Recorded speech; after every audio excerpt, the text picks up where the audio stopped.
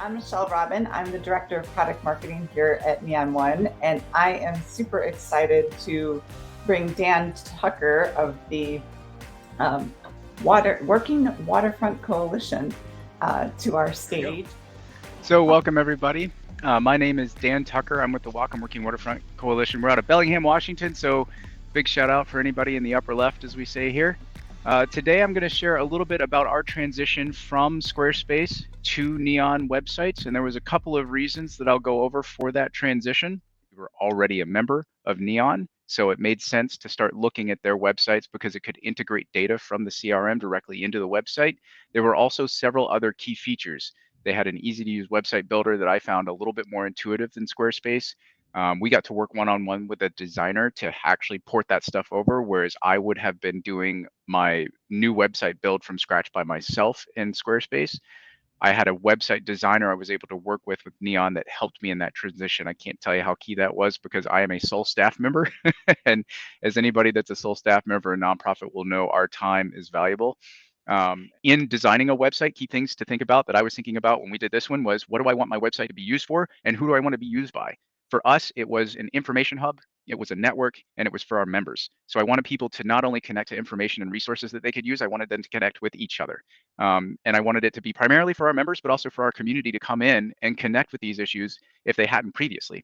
And then what tools are going to lighten my workload in having on this website? And that's a key part of Neon websites and why we made the transition was that they offered tools that Squarespace did not, that even with Zapier would have been more work to maintain.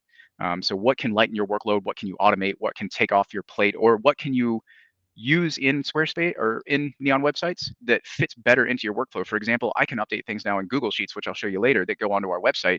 And that's easier for me because Google Worksheets is already in my workflow. I don't have to stop, navigate to a separate page, update something, and then go back.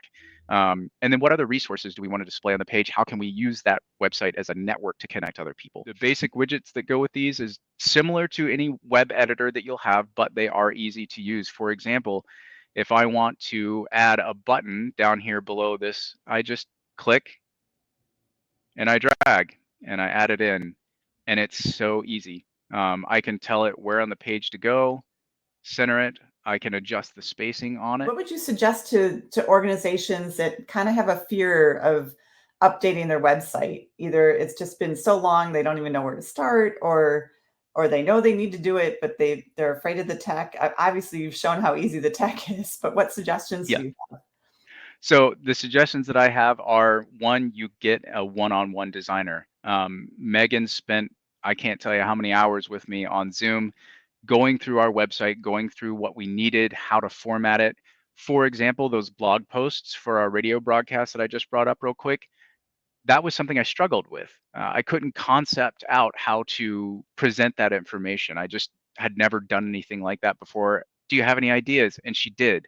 And she showed me a couple of other website examples. Same for our member access page. She showed me a couple of examples of how people had structured their member access pages and how they had linked back that just blew my mind. Squarespace offered metrics for tracking. Again, they weren't directly up front. When you log into Squarespace, you kind of have to dig around in the UI to find the metrics. The one thing that I appreciate about Neon CRM is when you first log into Neon websites, the metrics for your site are actually displayed right up front. Here we go, back to my dashboard. So when you first log into Neon websites, this is what you see, and the metrics are right up front. So I actually have a great visualization of, for example, if I put out a blog post or something like that, I know exactly how many people looked at that blog post. And the reason I did the blog post versus a newsletter through email campaign is actually I want traffic to the website, but also this is just handier for me to see. I know exactly how many people looked at that blog post that day, basically because of how many people came to the website. Our website doesn't get a lot of traffic outside of that. But all those metrics are right there. You can track engagement, form submissions, click to mail. You can have form responses. Now, this is actually really cool. And this is another thing that is difficult to manage in Squarespace, but your form submissions are all right here. You can go back and reference them anytime. They show up right on the dashboard.